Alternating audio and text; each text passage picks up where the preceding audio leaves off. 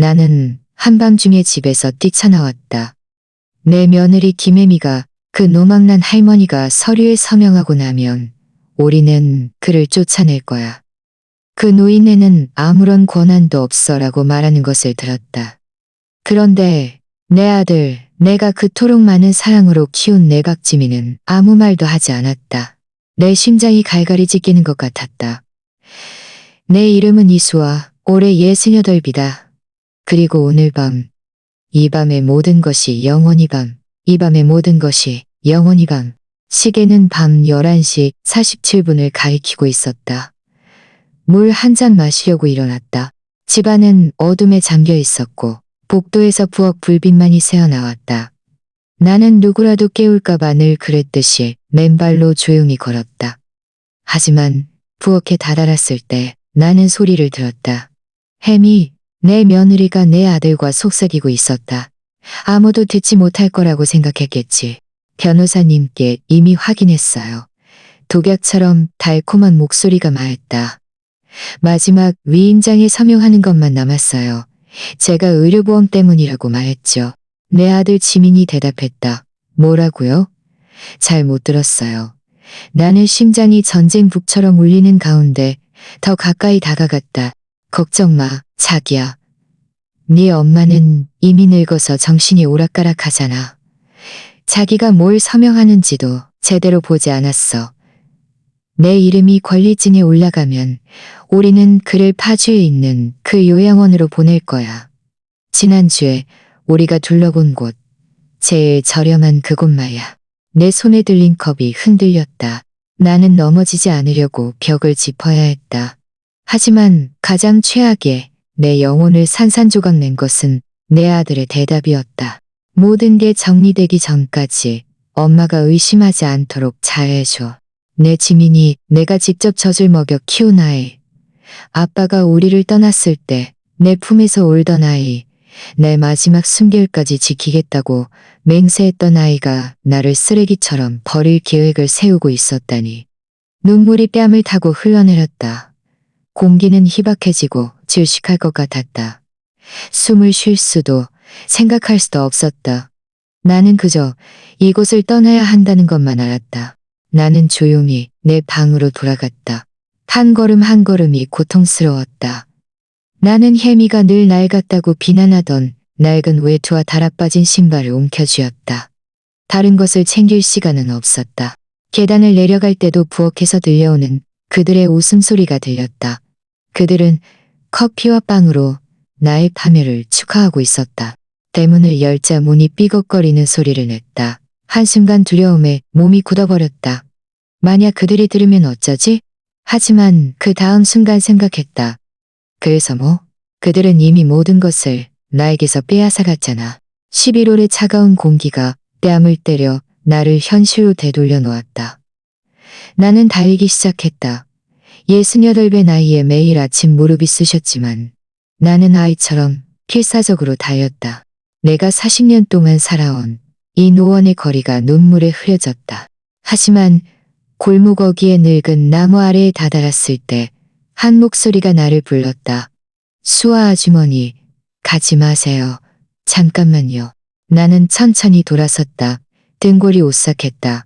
그림자 속에서 한 사람이 걸어 나왔다. 문제였다. 3주 전 혜미에게 해고당한 회계사 정문재였다. 가로등 불빛이 그의 얼굴을 비췄다. 얼굴에는 불안과 결연함이 뒤섞여 있었다. 며칠 동안 아주머니와 단둘이 이야기할 기회를 찾고 있었어요. 그는 긴장한 표정으로 우리 집 쪽을 바라보며 말을 이었다. 혜미는 아주머니 집만 원하는 게 아니에요. 수아 아주머니. 아주머니 남편분 구경 씨가 돌아가시기 전에 남긴 다른 것이 있어요.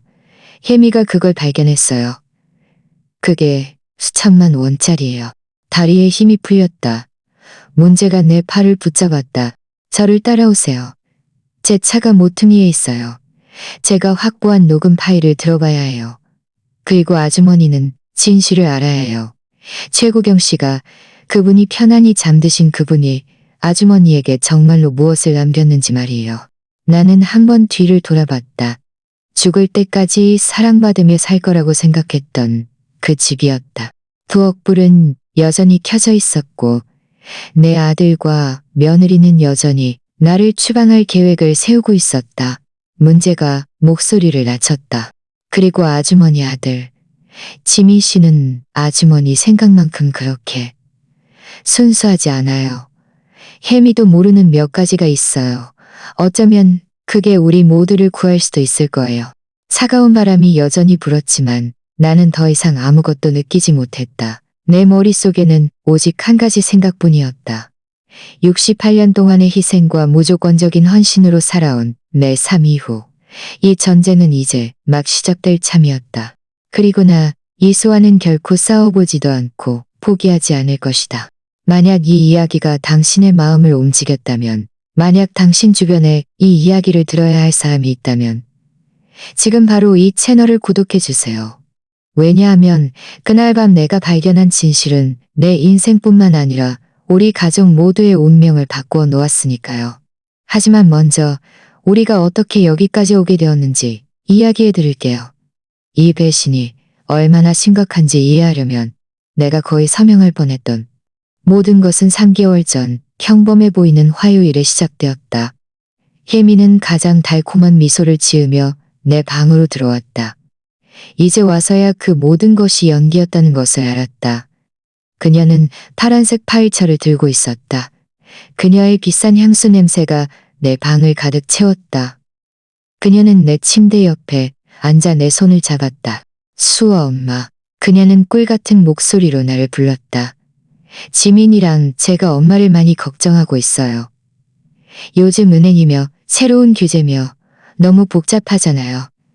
엄마 재산을 보호해야 해요. 그때 의심했어야 했다. 혜미는 뭔가를 원할 때가 아니면 나를 엄마라고 부르지 않았다. 보세요. 우리가 법무사 사무실에서 받아온 서류들이에요. 다 그냥 일상적인 절차예요. 정보 업데이트 같은 거요. 엄마도 아시잖아요. 한국의 이런 행정 절차가 얼마나 귀찮은지. 그녀는 웃었다. 지금 생각하면 역겨운 그 가짜 웃음이었다. 지민 씨는 회사 일이 너무 바빠서 제가 엄마 일을 처리해드리려고 온 거예요. 내 아들은 정말 늦게까지 일했다. 그가 건설 회사에서 승진한 후로는 거의 볼 수 없었다. 혜미는 집안 모든 일을 도맡아 했다. 그래야 엄마가 편히 쉬실 수 있잖아요. 그녀는 늘 그렇게 말했다. 첫 번째 서류는 무해해 보였다. 의료보험 정보 업데이트. 나는 자세히 보지도 않고 서면했다. 내 눈은 예전 같지 않았고 혜미는 시간이 없는 듯 보였다. 아, 좋아요. 그녀는 서류를 치우며 말했다. 아, 그리고 이 서류는 은행 거예요. 혹시 엄마가 나중에 우리가 지불 처리 같은 걸 도와드려야 할 때를 대비해서요. 또 다른 서류, 또 다른 서명. 다음 몇 주 동안도 같은 패턴이었다. 혜미는 늘 서류를 들고 나타났고 늘 바빴고 늘 그럴듯한 핑계가 있었다. 재산세, 수도세, 의료 위임장, 은행 업무 위임장. 이 모든 게 엄마를 위한 거예요. 수아 엄마. 그래야 추운 날씨에 밖에 나갈 필요 없잖아요. 나는 믿었다. 어떻게 안 믿을 수 있겠는가. 지민은 내 유일한 아들이었다. 내 남편 구경이 5년 전 세상을 떠난 후 그들은 나를 혼자 두지 않겠다고 잠시만이라고 말하며 이곳으로 이사왔다. 혜미는 강남의 작은 아파트를 떠났고 지민은 그의 독신의 자유를 포기했다. 나는 그때 그렇게 믿었다. 사실은 완전히 달랐다. 그날 밤 문제의 차 안에서 낡은 외투를 입고 추위와 배신감에 떨고 있을 때 비로소 진실을 알게 되었다. 수아 아주머니. 그가 휴대폰을 내게 보여주며 말했다. 아주머니가 서명한 모든 서류를 제가 다 찍어뒀어요. 이 서류가 뭔지 아세요? 그것은 광범위한 위임장이었다. 혜미에게 내 모든 자산을 완전히 통제할 수 있는 권한을 부여하는 서류였다. 그리고 이것이요. 그는 말을 이었다. 이건 권리 이전 서류예요. 아주머니는 기본적으로 집을 그들에게 그냥 넘겨준 거예요. 내 손이 너무 떨려 휴대폰을 제대로 잡을 수 없었다. 문제는 또 다른 서류를 보여주었다. 이게 가장 악랄한 거예요. 이건 아주머니가 초기 치매 증상이 있다는 것을 인정하고 혜미를 아주머니의 법정 후견인으로 지정해달라고 요청하는 진술서예요. 나는 숨을 들이켰다. 이 악마 같은 계집애가 모든 것을 계획했구나. 어떻게 이런 걸 가지고 있어요? 나는 미약한 목소리로 물었다. 문제가 고개를 숙였다. 처음에는 제가 그들을 도왔기 때문이에요. 제가 이 서류들을 준비했어요. 케미는 집을 팔면 저에게 돈을 주겠다고 약속했죠. 하지만 마지막이자 가장 중요한 서류에 아주머니의 서명을 위조하는 것을 거부했을 때 그녀는 저를 해고했어요. 어떤 서류요? 매매 계약서요. 그들은 그 서류가 있어야 집을 투자자에게 팔 수 있었어요. 이미 구매자를 찾았어요. 고층 건물을 짓고 싶어하는 부동산 회사예요. 8억 원. 수아 아주머니. 이게 그들이 이렇게까지 하는 이유예요. 8억 원이라니. 내 집. 나와 구경이 우리 삶을 일구었던 그 집이 8억 원의 가치가 있었다니. 제가 관리하는 신탁을 통해 구매한 거예요. 강원도의 땅, 대전 시내의 집, 그리고 몇 가지 투자금. 지금 가치가 3억 원이 넘어요. 눈물이 뺨을 타고 흘렀지만 이번에는 고통 때문만은 아니었다. 최구경 씨가 저에게 말했어요. 문제가 말했다. 만약 나에게 무슨 일이 생기고 내 아들이 수아를 제대로 돌보지 않으면 이것들을 수아에게 전해줘. 하지만 그가 필요할 때만, 그가 위험에 처했을 때만 말이야. 저는 그때가 왔다고 생각해요. 그렇죠. 나는 말을 잇지 못하고 고개를 끄덕였다. 문제는요. 문제가 말했다. 혜미가 이미 손을 썼어요. 등기소에도 은행에도 심지어 법무사 사무실에도 자기 사람이 있어요. 우리가 빨리 움직이지 않으면 2주 후면 아주머니는 아무것도 남지 않을 거예요. 그럼 어떻게 해야 하죠? 내 목소리는 낯설고 갈라졌다. 반격해야 해요. 하지만 그들이 예상하는 방식이 아니죠. 저에게 녹음 파일이 있어요. 수아 아주머니. 혜미와 그녀의 정부가 계획한 모든 것에 대한 녹음이요. 뭐라고요? 그녀의 정부라니? 그 부동산 회사의 건축가 말이에요. 그들은 몇 달 동안 함께였어요. 지민 씨는 아무것도 몰라요. 내 불쌍한 아들은 이중으로 배신당하고 있었다. 아니면 어쩌면 그도 알았지만 돈 때문에 전혀 신경 쓰지 않았을지도 모른다. 이것 좀 들어보세요. 문제가 휴대폰으로 녹음 파일을 재생했다. 혜미의 목소리였다. 거의 다 됐어. 그 노망난 할머니는 다 서명했어. 뭘 보지도 않고 말이야. 박지민, 그 바보는 우리가 돈을 나눠줄 거라고 생각하겠지.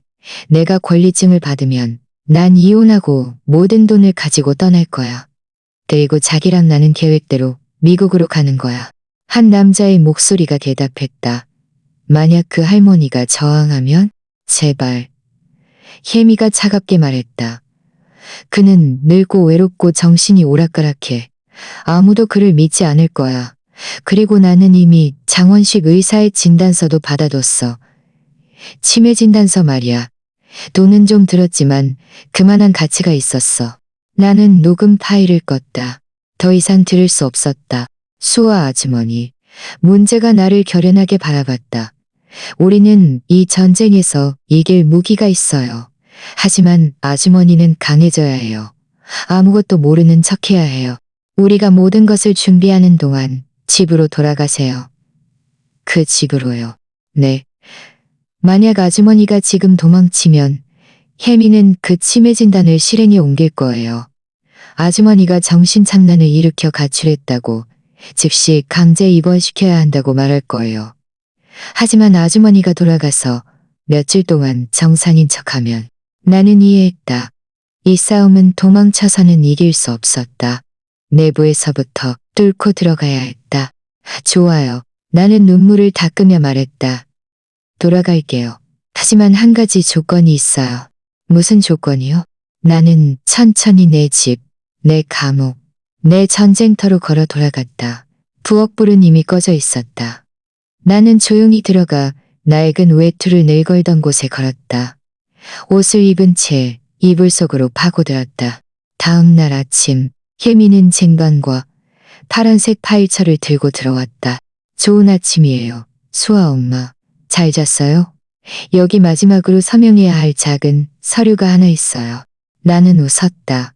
내가 할 수 있는 최고의 침에 노인 미소를 지으며 물론이지 착한 며느리. 어디에 서명하면 되니? 하지만 이번에는 내가 모르는 척하는 동안 나는 모든 단어를 기억했다. 그것은 주택 매매 계약서였다. 내 관에 박힌 마지막 못이었다. 나는 떨리는 손으로 서명했지만 내 진짜 이름은 아니었다. 혜미는 그 빌어먹을 오만함 속에서 전혀 확인하지 않았다. 전쟁은 이미 시작되었고 혜미는 자신 앞에 있는 이 정신 나간 노파가 자신에게 평생 잊지 못할 교훈을 가르쳐줄 준비를 하고 있다는 것을 전혀 몰랐다. 40년. 노원에 있는 이 집은 40년이 되었다. 1985년 지민이가 겨우 2살 때 나와 구경이 이곳을 샀다. 처음 들어섰을 때의 모습이 아직도 생생하다. 벽에 페인트는 벗겨져 있었고 마당은 온통 흙푸성이었다. 부엌의 낡은 가스레인지에서 뿜어져 나오는 연기는 불꽃보다 더 많았다. 하지만 구경은 나를 안아주었다. 그의 손은 내 뱃속에 있었다. 몇 달 후에 잃게 될 아기를 품고 있는 그곳에 그는 내 귀에 속삭였다. 수아, 우리는 여기서 분명 행복할 거야. 그는 약속을 지켰다. 정말로 지켰다. 구경은 자신의 2 손으로 이 집을 개조했다. 주말 내내 모든 세부 사항을 수리했다. 그는 마당에 망고나무를 심었고 지금은 온 동네에서 가장 달콤한 망고가 열린다. 그는 그 벽을 쌓았다. 혜미가 지금 주차 공간으로 만들려고 허물고 싶어하는 그 벽을. 그는 외벽을 하늘색으로 칠했다. 우리가 처음 만났던 제주도를 떠올리게 할 것이라는 것을 알았기 때문이었다.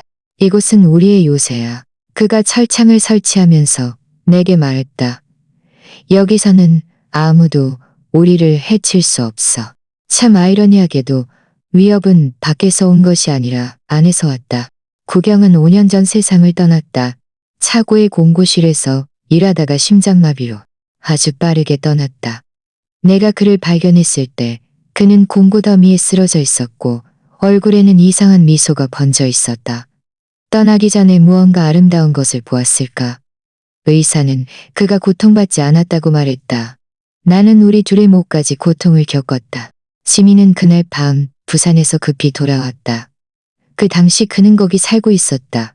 그는 아이처럼 울었다. 그렇게 우는 모습을 본 지 정말 오래되었다.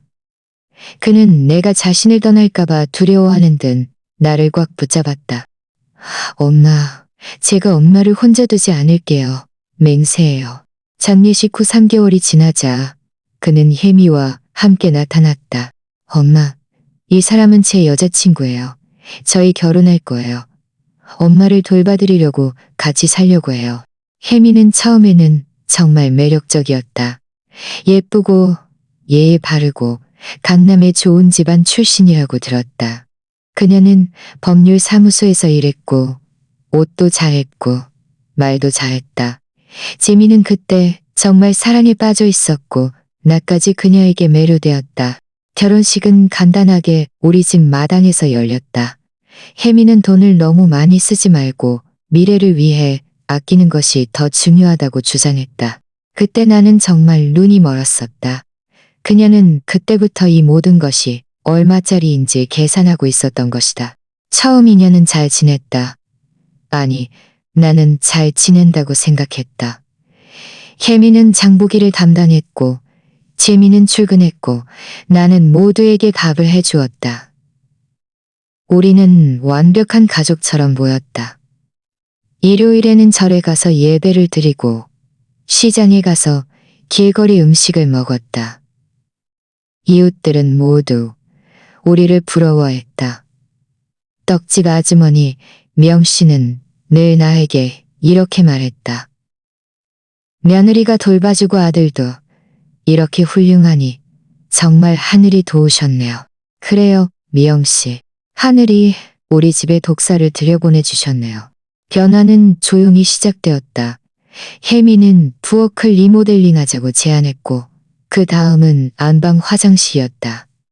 그러고는 거실과 식당 사이의 벽을 허물고 싶어 했다. 그래야 더 현대적이죠. 그녀가 말했다. 하지만 구경은 이 모습을 좋아했어요. 내가 항의했다. 엄마, 구경 씨는 더 이상 안 계시잖아요. 사람은 앞을 봐야죠. 앞을 본다고?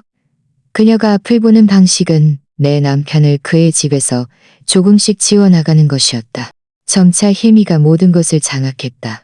청구서는 그녀 이름으로 바뀌었고 우편물은 모두 그녀가 받았고 손님은 모두 그녀가 맞이했다. 나는 내 집에서 천천히 투명 인간이 되어갔다. 지민은 점점 더 오랫동안 일했다. 아침 6시에 나가 밤 11시에 돌아왔다. 주말에는 늘 회의에 출정, 적대가 있었다. 내가 이렇게 고생하는 건 다 너희를 위해서야. 그가 집에 오지 않는다고 불평하면 매일 그렇게 말했다. 그래야 너희가 부족함 없이 살지. 하지만 나는 돈이 필요 없었다. 내게 필요했던 것은 내 아들이었다.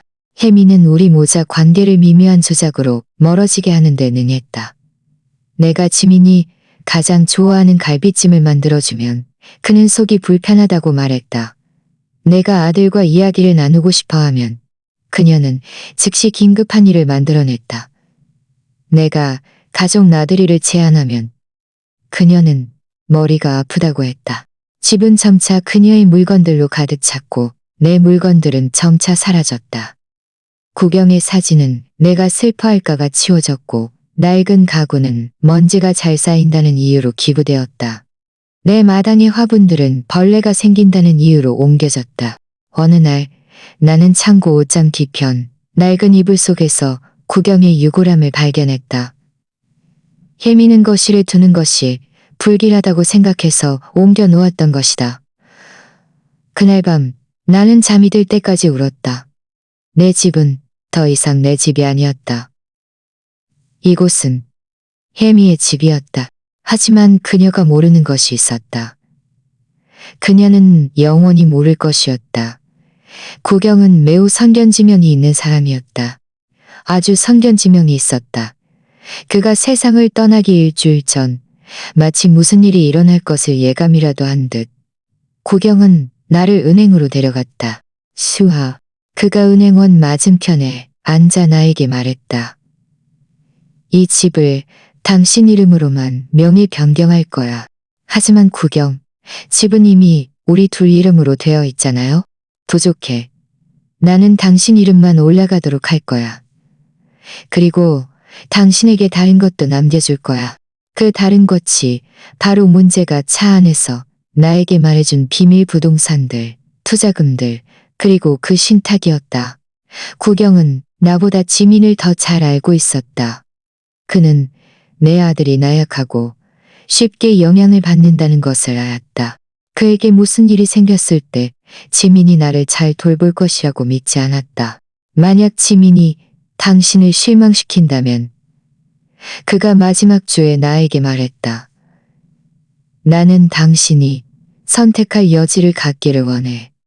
당신 자신을 보호할 능력을 갖기를 원해. 5년이 지난 지금 나는 내 친아들과 그의 아내에 맞서 나 자신을 보호할 준비를 하고 있었다. 침대에 누워 잠든 척하며 이런 생각들을 하고 있는데 복도에서 혜미가 전화 통화하는 소리가 들렸다.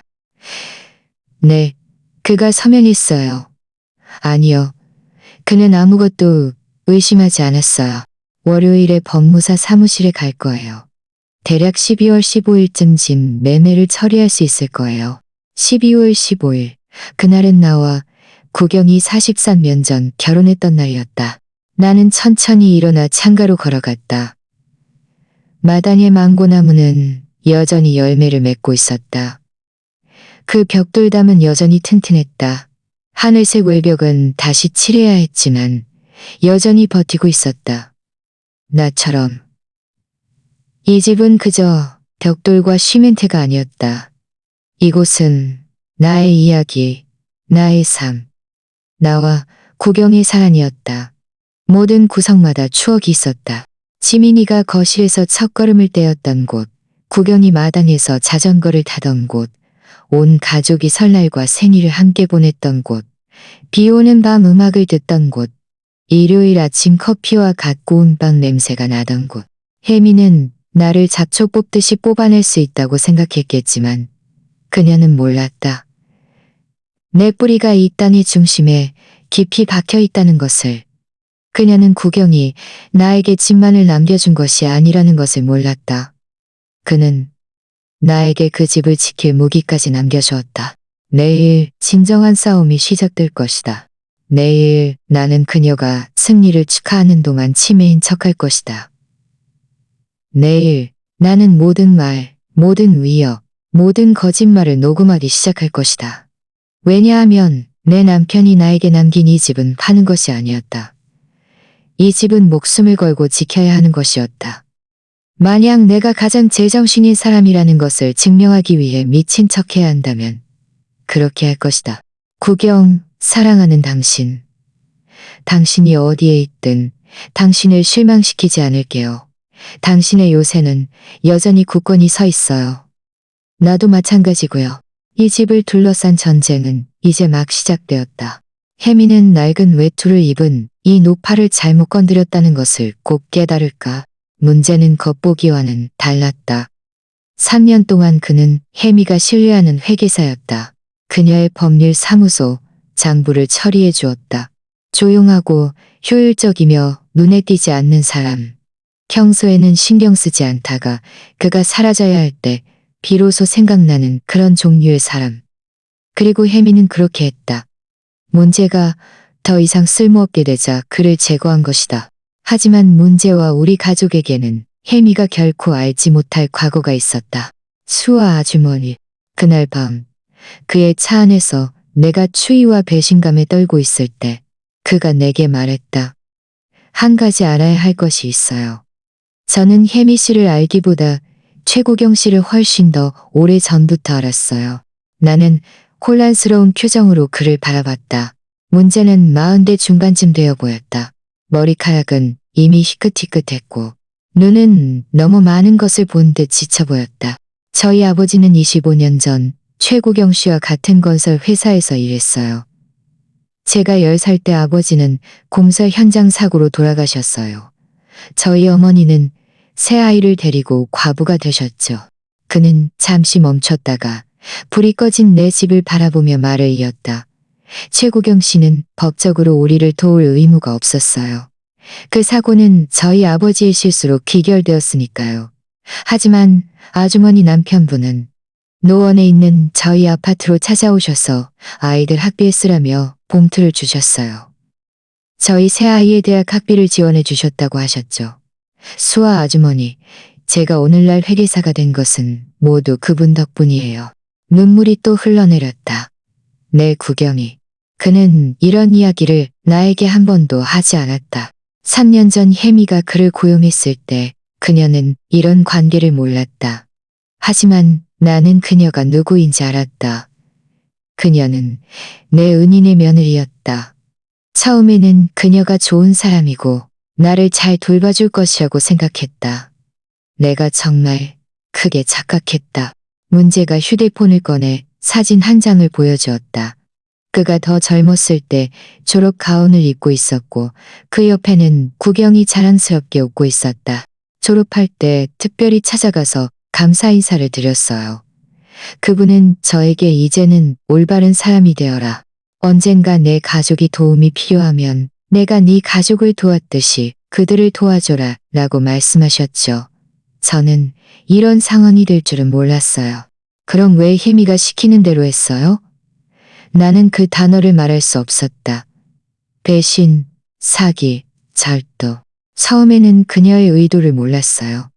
그녀는 저에게 아주머니 집의 서류들을 정리해달라고 했어요. 모든 것을 깔끔하게 정리해야 한다고요. 합리적으로 들렸죠. 하지만 6개월 전부터 그녀는 저에게 이상한 일들을 요구하기 시작했어요. 함정 조항이 있는 위임장, 작은 글씨로 쓰인 서류들, 조작된 감정 보고서들. 그는 빨간불 앞에서 멈췄다. 붉은 불빛이 그의 고통스러운 얼굴을 비췄다. 저는 그녀에게 협조했어요. 증거가 필요했으니까요. 그저 의심만 가지고 아주머니를 찾아갈 수는 없었죠. 확실한 증거가 필요했어요. 그래서 제가 모든 것을 녹음했어요. 모든 회의, 모든 전화통화, 그녀가 저에게 지시한 모든 불법적인 지시들을요. 그럼 왜 해고했어요? 매매 계약서에 아주머니의 서명을 위조하는 것을 거부했기 때문이에요. 그게 제 마지노선이었어요. 오해의 소지가 있는 서류를 준비해서 아주머니가 속은 채 자발적으로 서명하게 하는 것은 한 가지 일이지만 서명을 위조하는 것은 완전히 다른 일이에요. 그건 감옥에 가는 일이니까요. 문제는 나를 24시간 영업하는 골목 안의 두유 가게로 데려갔다. 그는 뜨거운 두유 2잔을 주문했다. 나는 떨면서 앉아 있었다. 이것 좀 들어보세요.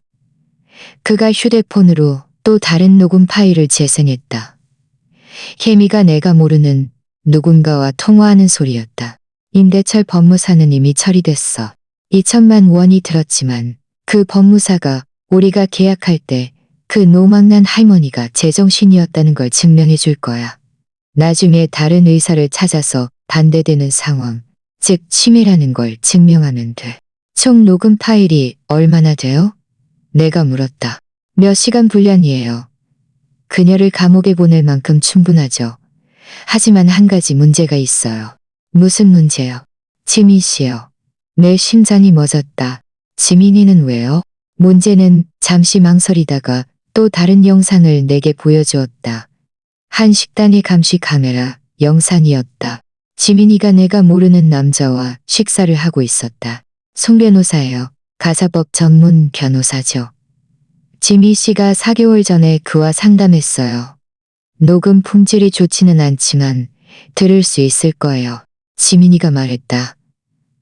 만약 제가 아내와 이혼하게 된다면 저희 엄마의 재산을 어떻게 보호해야 할지 알아야 해요. 변호사가 대답했다. 부인에게 그 재산에 대한 권한이 있나요? 아직은 없지만 그녀가 방법을 찾고 있어요. 시간이 필요해요. 만약 제가 지금 이혼하면 혜미가 저에게 화풀이할 수도 있어요. 내 아들, 내 지민이.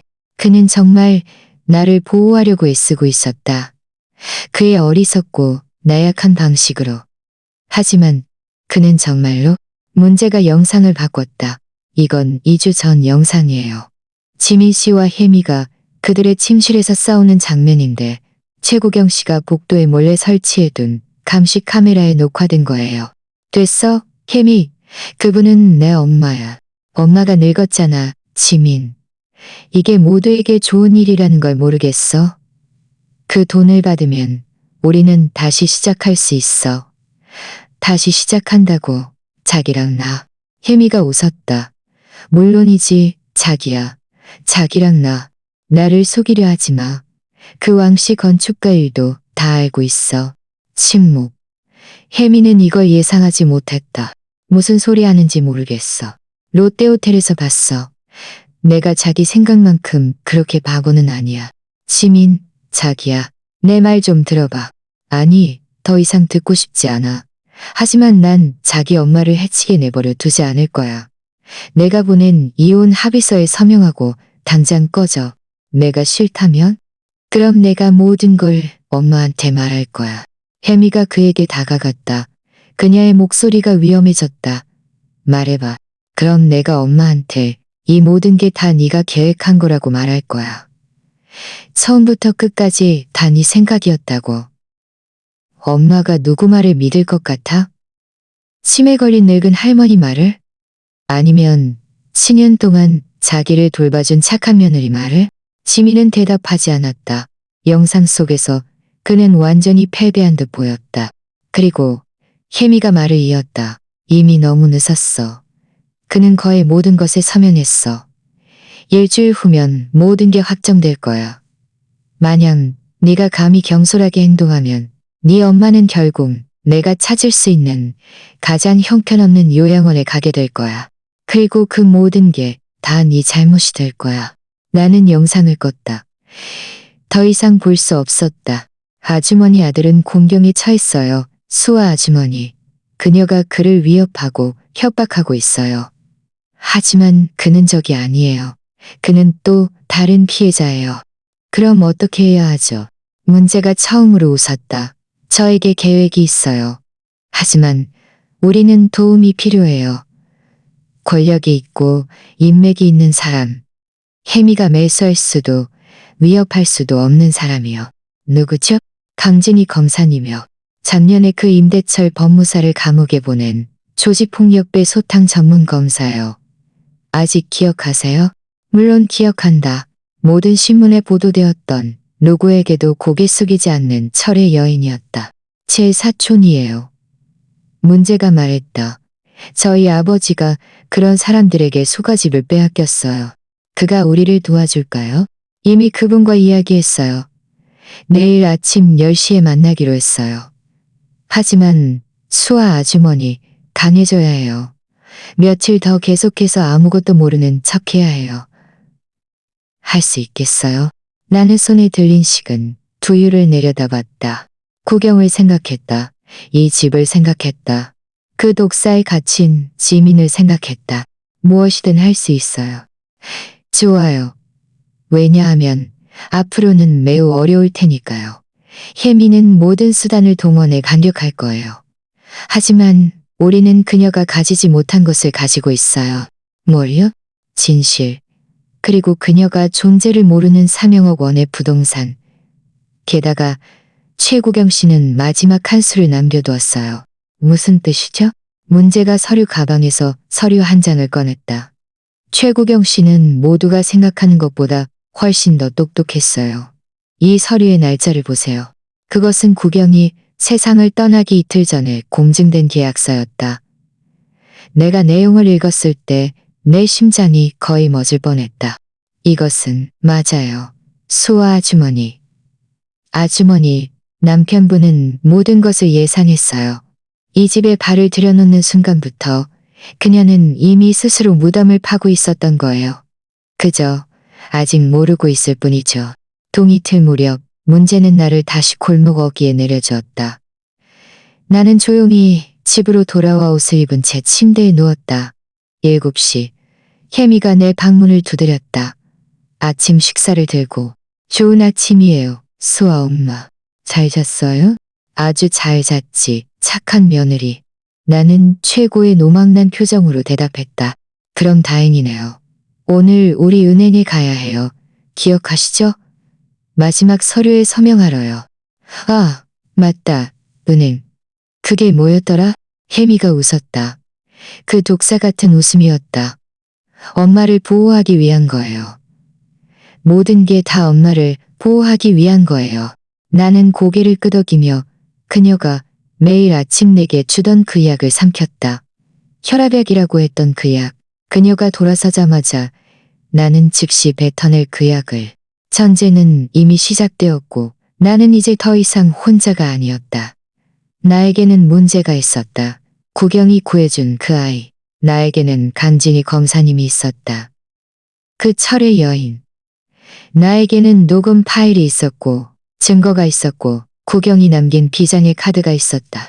혜미는 자신이 치매 걸린 노파와 체스를 둔다고 생각했겠지만 그녀는 구경이 무덤에서부터 준비해 놓은 군대와 맞서 싸우고 있다는 것을 몰랐다. 5일 후 그녀의 세상은 무너질 것이고 나는 이 모든 것을 직접 목격할 것이다. 11월 24일 일요일. 나는 이 날을 영원히 잊지 못할 것이다. 이 날은 내가 바닥까지 추격했던 날이었다. 혜미는 가족 식사 모임을 열었다. 축하하기 위한 것이라고 했지만 무엇을 축하하는지는 말하지 않았다. 그녀는 모두를 초대했다. 강원도에 사는 내 여동생 아리, 내 조카들, 지민의 사촌들, 심지어 내 평생의 단짝 신춘자 아주머니까지 왔다. 30명이 우리 집 마당에 모였다. 나는 이틀 동안 정성껏 만든 나의 특제 갈비찜을 준비했다. 혜미는 한 입도 대지 않았다. 아이고, 수아 엄마. 이거 좀 짜네요.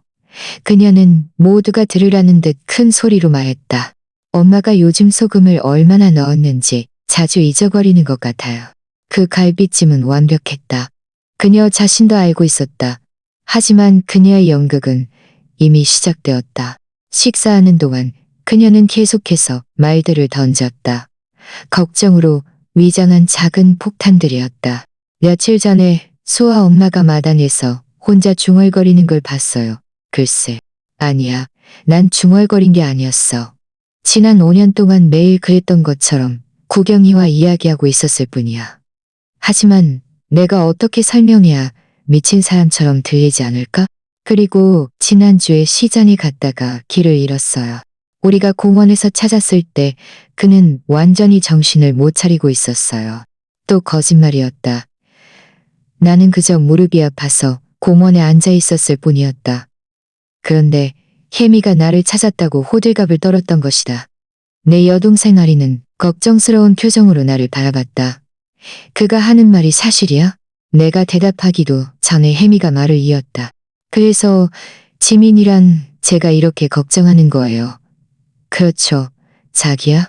지민은 가장 구석에 앉아 자신의 밥그릇을 내려다보고 있었다. 그는 1초 동안 고개를 들었다. 우리의 시선이 마주쳤다. 나는 고통, 수치심, 간청을 보았다. 하지만 그는 그저 고개를 끄덕일 뿐이었다. 네, 엄마가 요즘 좀 달라지셨어요. 모든 말이 칼날 같았다. 식사는 혜미가 주도하는 대화 속에서 계속되었다. 모두 나의 소문에 따르면 악화되는 병세에 대한 이야기뿐이었다. 그녀는 지어내거나 왜곡된 이야기들을 늘어놓았다. 자신이 얼마나 많은 의사들과 상담했고 얼마나 걱정스러운 진단을 받았는지 그리고 앞으로 내려야 할 어려운 결정들에 대해서도 말했다. 우리는 몇 군데 좋은 요양원을 둘러봤어요. 그녀는 자신에게 차가운 홍차를 따르며 말했다.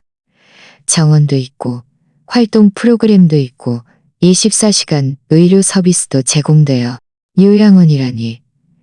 내 단짝 춘자 아주머니가 거의 비명을 지를 뻔했다. 너희 무슨 생각이야? 수아를 내쫓으려고? 춘자 아주머니, 내쫓는 게 아니에요. 전문적인 보살핌을 받는 거죠.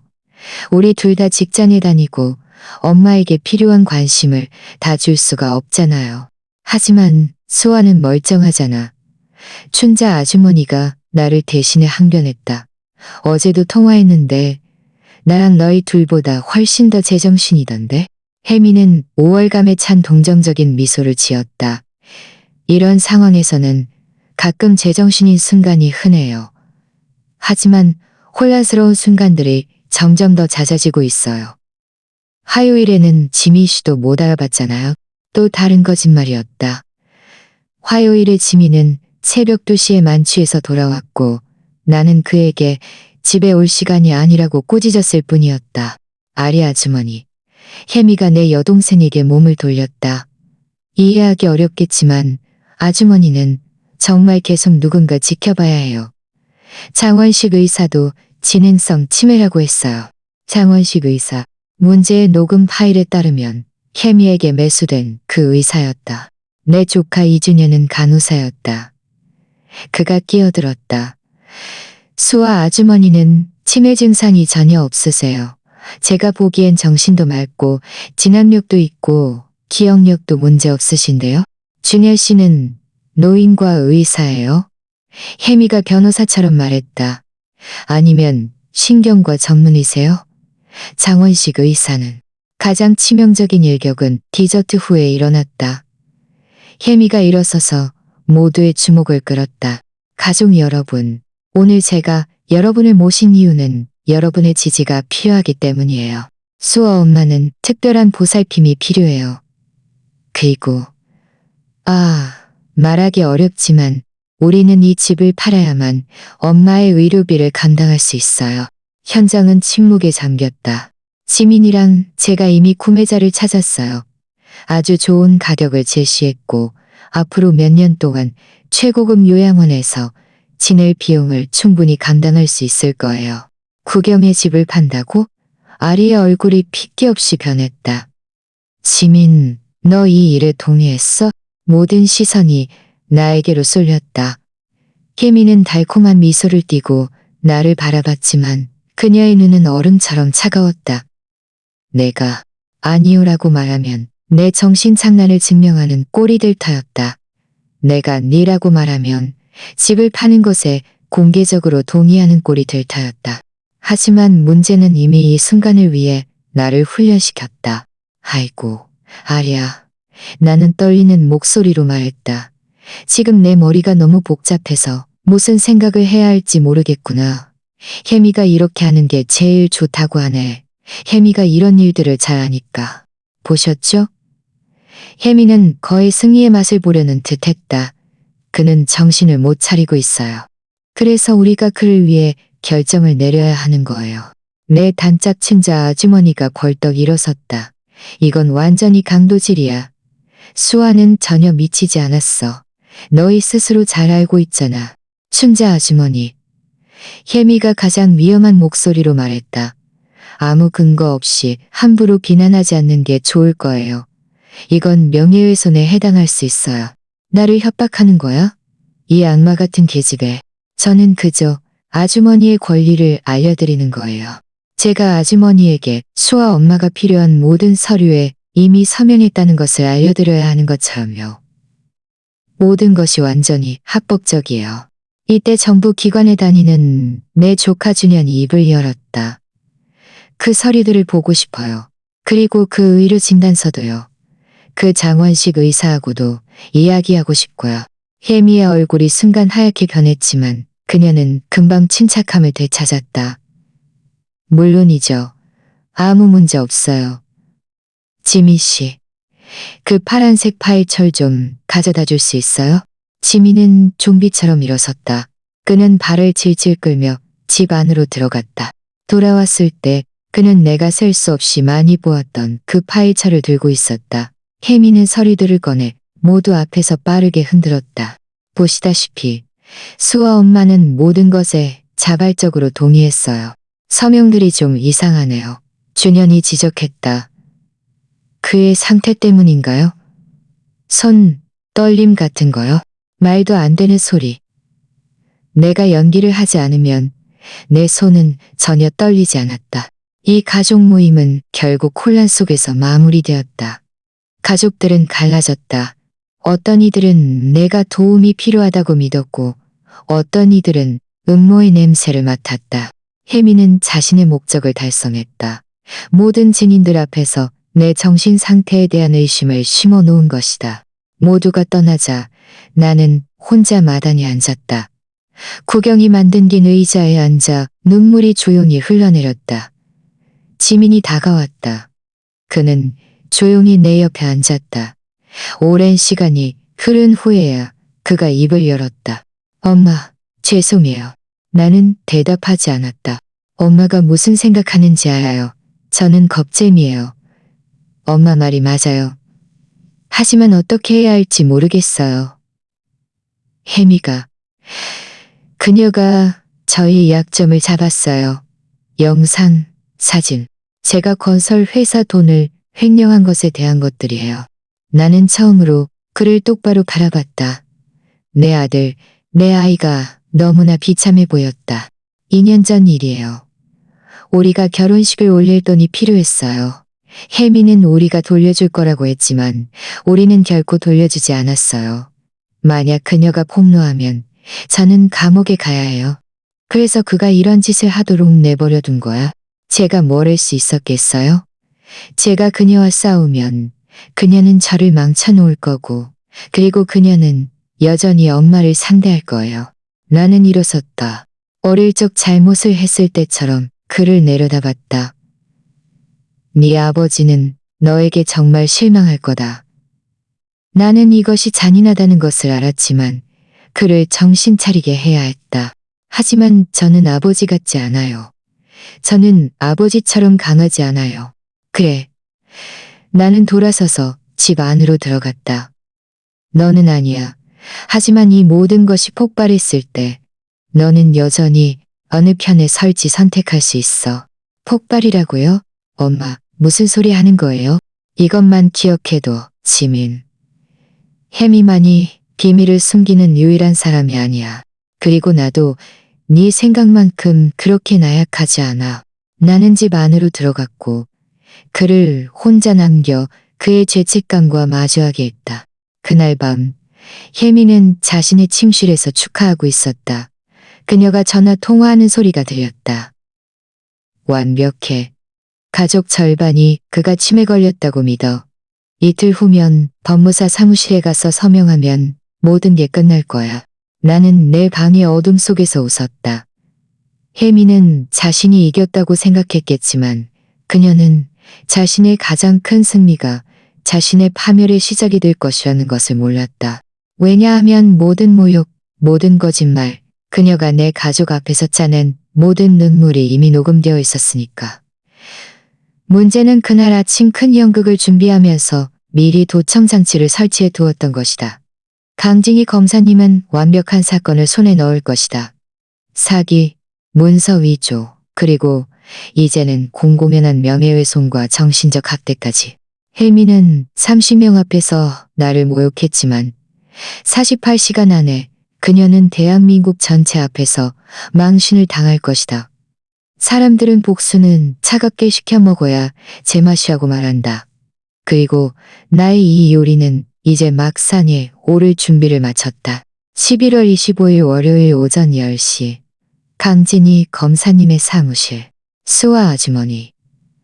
검사님이 내 눈을 똑바로 바라봤다. 문재 씨가 제게 보여준 이 증거들은 아주머니 며느리를 20년 동안 감옥에 보낼 만큼 충분해요. 하지만 한 가지 분명히 알아야 할 것이 있어요. 일단 우리가 시작하면 되돌릴 수 없어요. 강진희 검사님은 내가 원래 생각했던 것과는 좀 달랐다. 나는 그녀가 아주 무섭고 차가운 여자일 거라고 생각했지만 그녀의 눈은 연민으로 가득 차 있었다. 증거들을 훑어보는 동안 그녀의 손은 분노로 미세하게 떨리기까지 했다. 저는 너무 남을 믿었기 때문에 모든 것을 잃었어요. 그녀가 말했다. 양심 없는 법무사, 조작된 서류, 속임수에 서명한 계약. 6개월 후 그는 화병으로 죽었어요. 이것이 제가 이 일을 하는 이유예요. 그녀의 책상 위에는 문제가 몇 달 동안 수집한 모든 녹음 파일과 서류들이 펼쳐져 있었다. 문제는요. 강진희 검사님이 말을 이었다. 아주머니 며느리 혜미 씨는 변호사예요. 그녀는 이 시스템을 아주 잘 알아요. 만약 그녀가 의심을 품으면 즉시 증거를 인멸하고 사람들을 위협하고 그녀의 인맥을 동원할 거예요. 그럼 어떻게 해야 하죠? 강진희 검사님이 웃었다. 그것은 위험한 사냥꾼의 미소였다. 우리는 그녀 자신의 무기로 그녀를 잡을 거예요. 수아 아주머니, 아주머니 인생에서 가장 멋진 연극을 연기할 준비가 되어 있나요? 제가 뭘 해야 하죠? 아주머니의 치매가 점점 더 심해지는 척하는 거예요. 하지만 그냥 연기하는 게 아니에요. 특정 종류의 치매를 연기해야 해요. 아주머니에게서 더 많은 이득을 얻기 위해 그녀가 자신에게 더 불리한 서류에 서명하게 만들 치매를요. 문제가 끼어들었다. 강 검사님 계획은 정말 최고예요. 혜미는 그저 집만 원하지만 우리는 그녀가 더 많은 것을 원하게 만들 수 있어요. 그녀의 탐욕이 그녀의 눈을 가리게 하는 거죠. 강진희 검사님이 새 파일처를 열었다. 이것들은 제가 준비한 가짜 서류들이에요.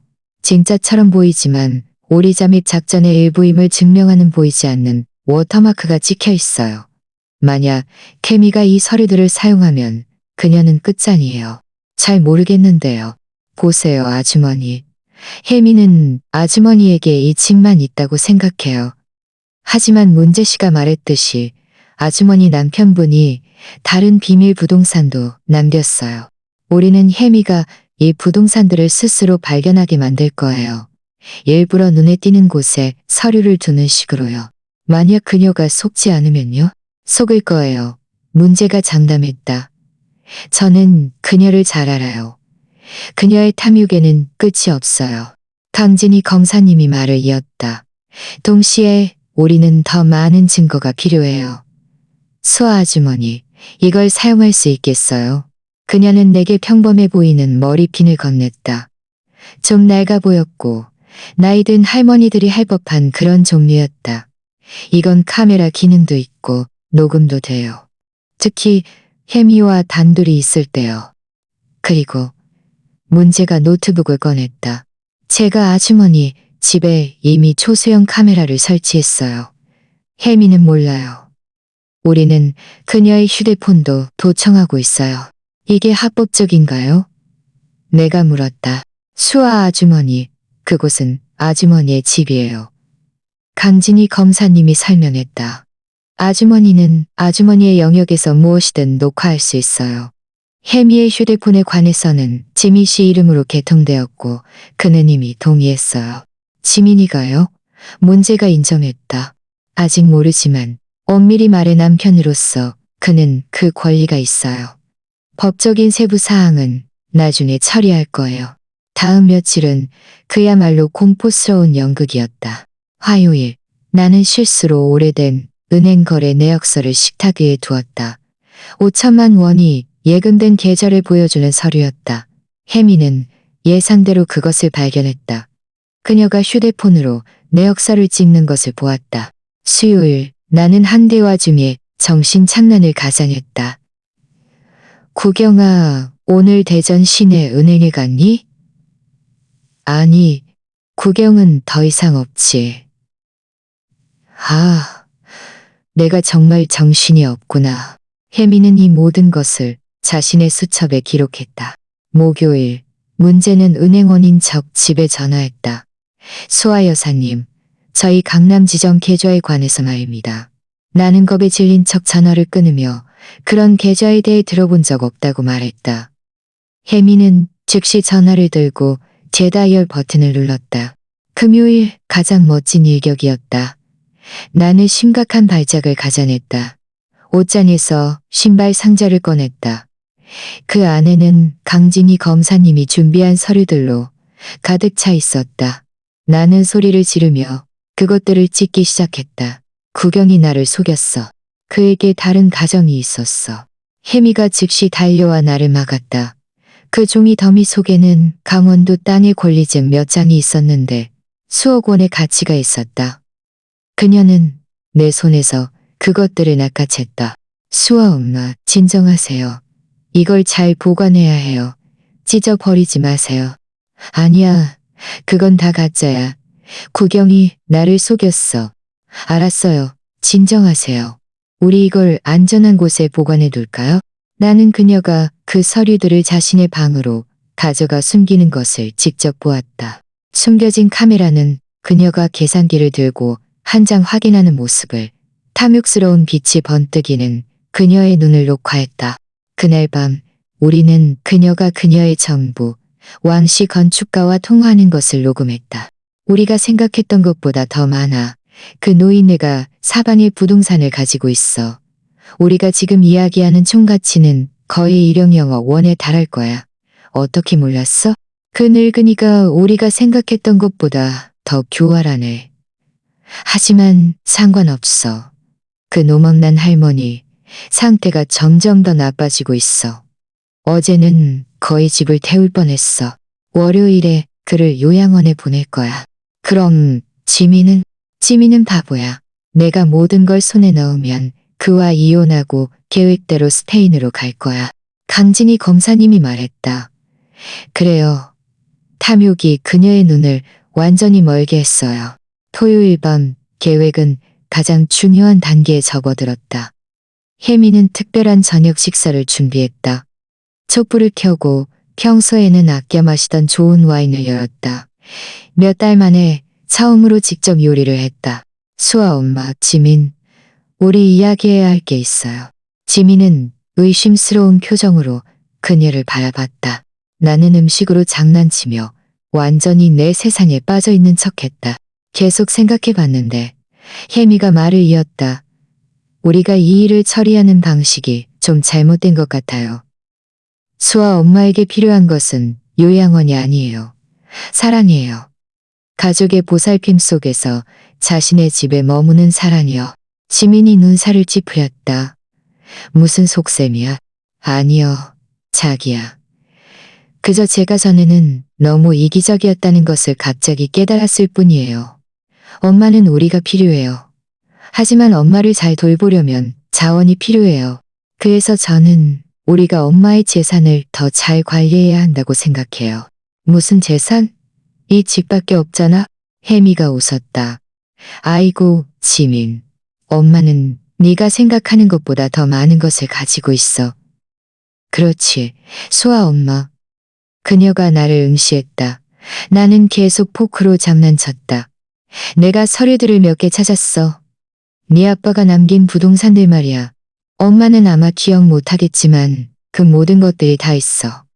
우리가 처리하지 않으면 정부가 결국 무주 재산으로 몰수할 수도 있어. 또 헛소리야. 하지만 지민은 법을 몰랐다. 다. 그녀는 그 가짜 서류들을 꺼냈다. 강원도의 땅, 대전 시내의 집, 은행 계좌. 이 모든 것들은 전문적인 관리가 필요해. 그럼 어떻게 하고 싶어? 저는 엄마가 모든 것을 위임하는 위임장에 서명해서 우리가 모든 것을 관리하게 하는 것을 제안해요. 그래야 우리가 엄마의 자산을 보호하고 엄마를 잘 돌볼 수 있으니까요. 지민은 나를 바라봤다. 한순간 그의 눈에서 희미한 의심을 보았다. 엄마, 이 부동산들에 대해 알고 있었어요? 내 때가 왔다. 나는 혼란스럽고 겁에 질린 표정을 지었다. 부동산? 아니, 구경은 그 공구실밖에 없었어. 구경은 어디에 있지? 구경이를 찾아야 해. 혜미가 지민의 손을 쓰다듬었다. 봤죠? 그래서 우리가 빨리 행동해야 하는 거예요. 하지만 지민은 아직 완전히 설득되지 않았다. 저는 시간을 좀 가지고 그 서류들을 직접 확인하고 싶어요. 물론이지, 자기야. 천천히 봐. 그럼 내가 옳다는 것을 알게 될 거야. 그날 밤 모두가 잠든 후 나는 일어났다. 혜미가 서류를 보관하는 서재로 몰래 들어갔다. 문제가 준 예비 열쇠로 혜미가 화분 아래 숨겨둔 그 열쇠로 서랍을 열었다. 나는 그 서류 더미 속에 서류 하나를 더 추가했다. 강진희 검사님이 특별히 준비한 서류였다. 그 서류는 파괴적이었다.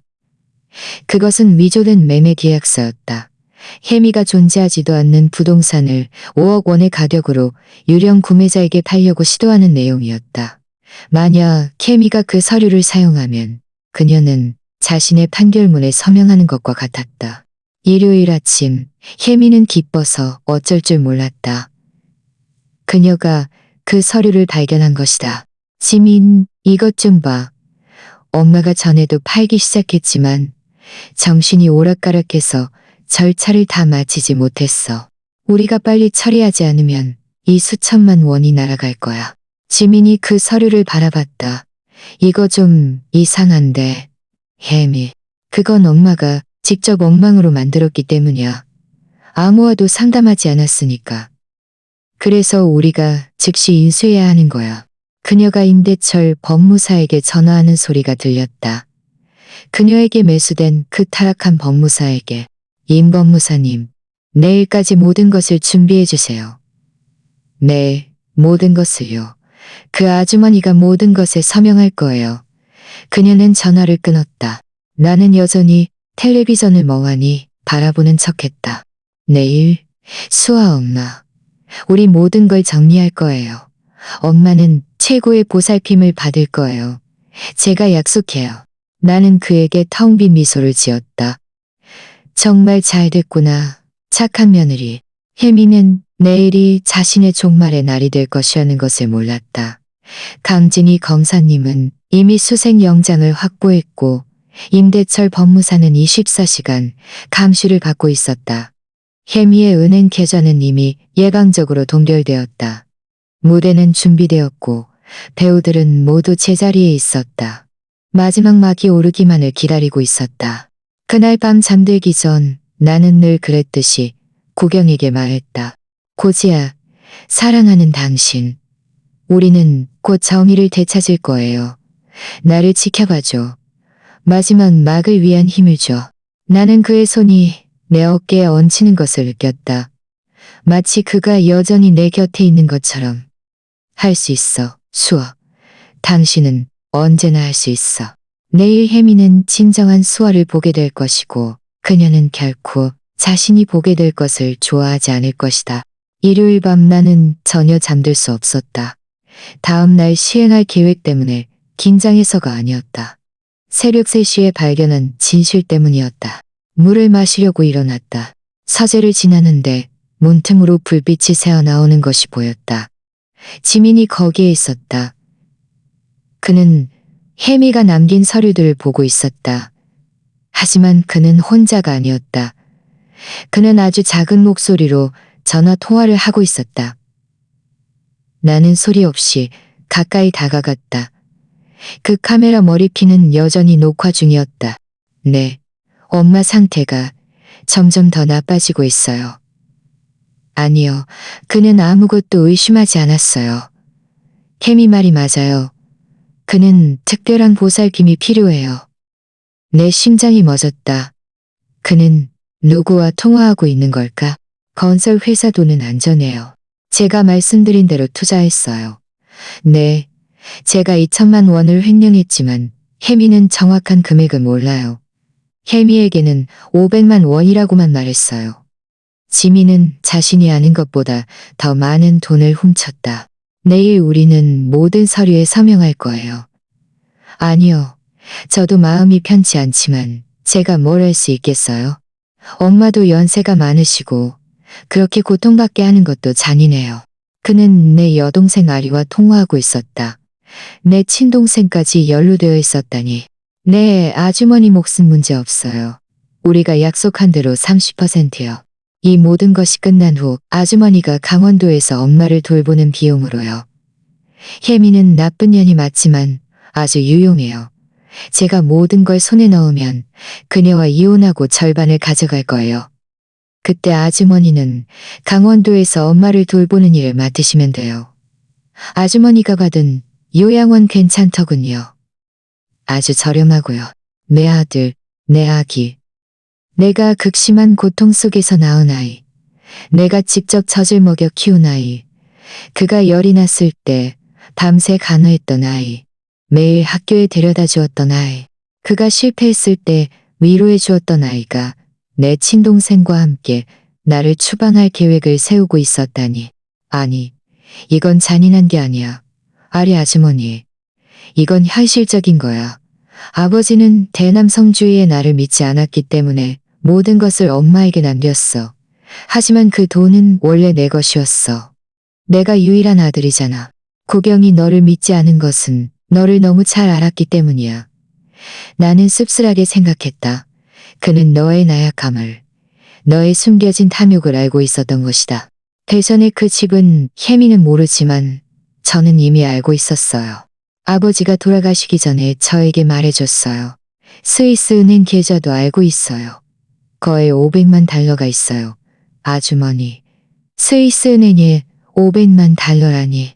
나는 이 모든 것을 전혀 몰랐다. 아, 이것은 분명 문제가 아직 나에게 말해주지 않은 부분일 것이다. 그래서 내가 혜미에게 그런 추악한 일들을 하도록 내버려 둔 것이다.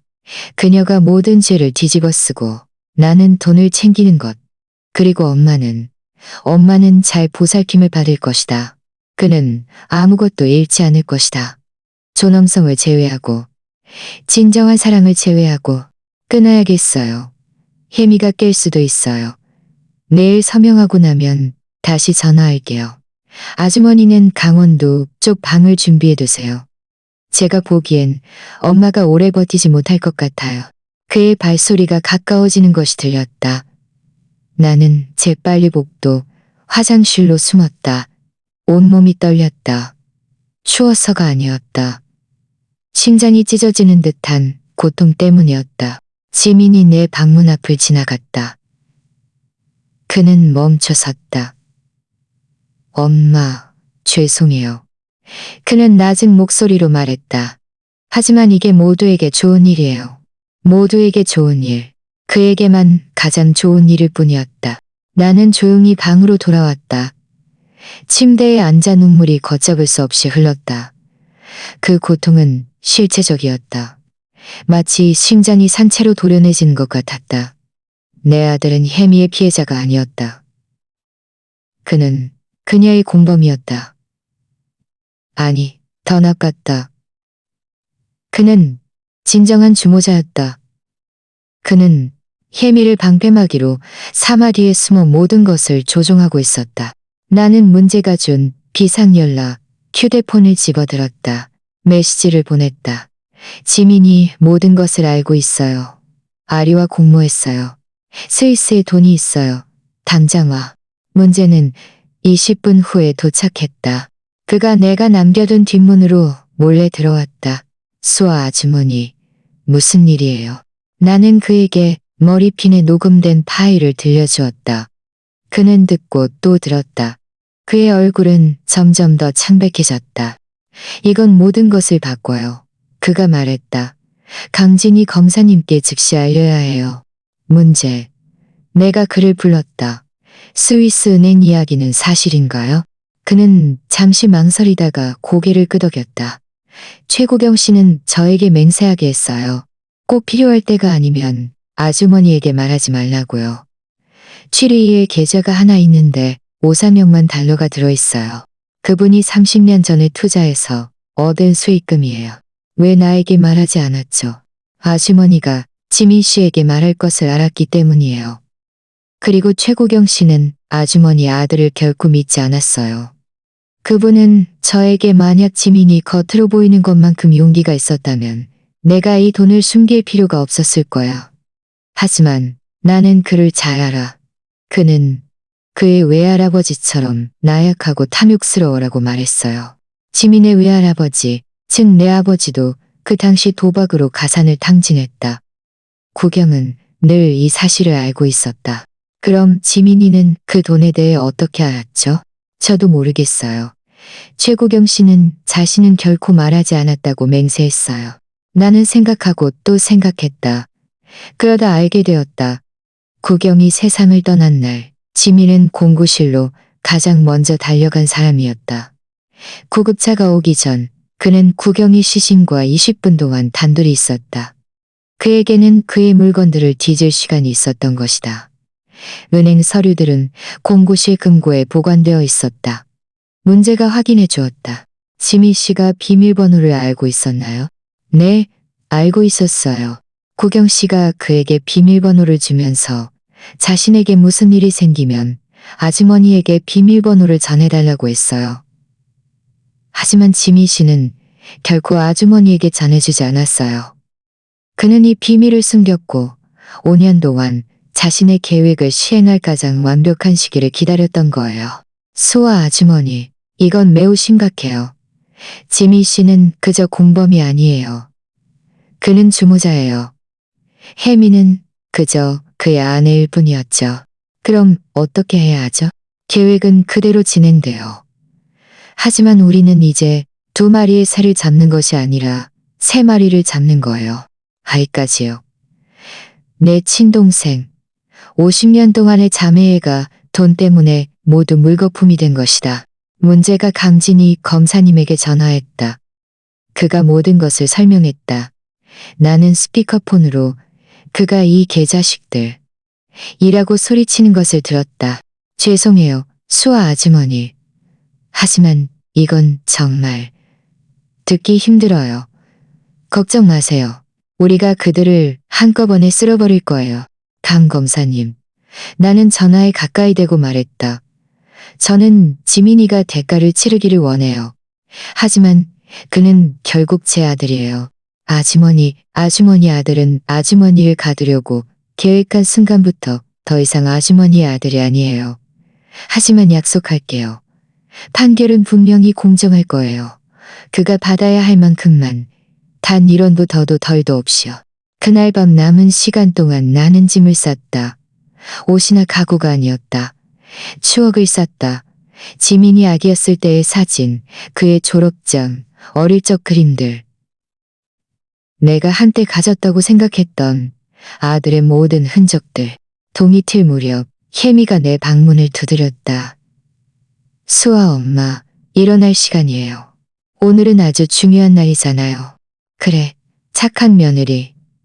나는 지친 목소리로 대답했다. 정말 중요한 날이지. 나는 가장 좋은 옷을 입었다.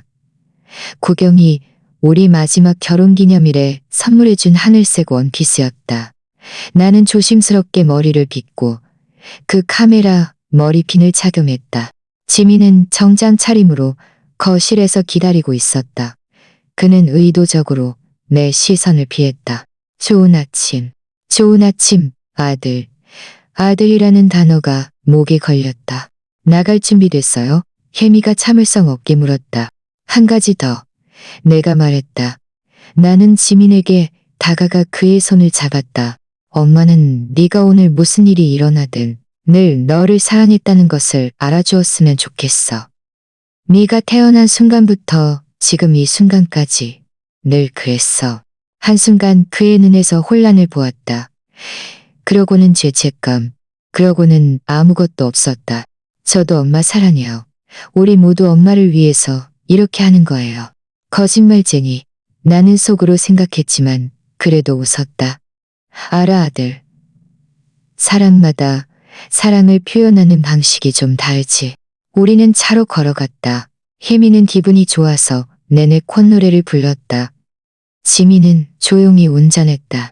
나는 평생을 살아온 이 거리를 자유로운 여자로서 마지막으로 바라봤다. 법무사 사무실 주차장에서 문제의 차를 보았다. 길 건너편에는 강진희 검사님의 검은색 세단이 보였다. 들어가자. 법무사님이 기다리고 계실 거야. 나는 내 아들과 며느리 사이에 서서 걸어갔다. 나를 보호해야 할 사람과 나를 사랑하겠다고 맹세한 사람. 나의 간수들이 문을 지키고 있었다. 하지만 그들은 몰랐다. 이 연극의 피해자가 이미 사냥꾼으로 변해 있었다는 것을. 몇 분 후면 그들의 세상이 무너질 것이다. 마지막 배신이 드러났고 이것이 그들의 마지막 배신이 될 것이다. 나는 고개를 들고 당당하게 법무사 사무실로 들어섰다. 나, 이수아는 결코 지지 않을 것이다. 비록 가장 사랑하는 아들을 잃는다는 것을 의미하더라도. 임대철 법무사는 그의 대머리 미소를 지으며 우리를 기다리고 있었다. 그의 사무실은 성공을 상징하는 가죽 냄새와 부패의 냄새로 가득했다. 수아 여사님, 만나 뵙게 되어 매우 기쁩니다. 앉으세요. 앉으세요. 혜미가 한 말 앞서 나섰다. 서류는 다 준비됐죠. 임 법무사님.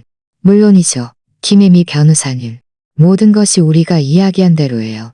그가 서류들을 꺼냈을 때 내 생각은 3일 전으로 돌아갔다. 문제가 나에게 구경의 마지막 비밀을 말해준 때였다. 수아 아주머니, 그 사무실에 들어가기 전에 아주머니는 모든 진실을 알아야 해요. 그가 사무실에서 내게 말했다. 최고경 씨는 그저 건설업자가 아니었어요. 그는 투자자였고 천재였어요. 그가 보여준 서류들은 나를 숨막히게 했다. 1995년 아주머니 남편분은 그때는 황무지였던 곳에 몇 필지의 땅을 샀어요. 그곳은 지금 강남기획지구라고 불리죠.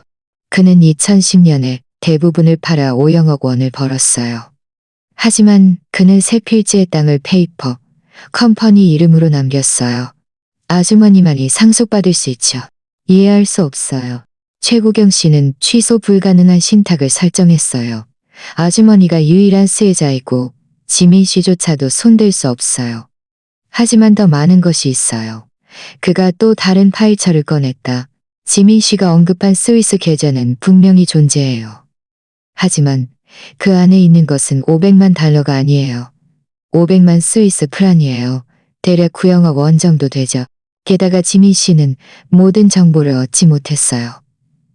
아주머니의 서명이 필요하고 아주머니가 직접 취리로 가야만 그 돈을 받을 수 있어요. 구경은 왜 이렇게 한 거죠? 그가 돌아가시기 전에 저에게 설명해 주었어요. 문제가 말했다. 저는 제 아들을 사랑하지만 그는 그의 외할아버지의 가장 나쁜 단점을 물려받았어요.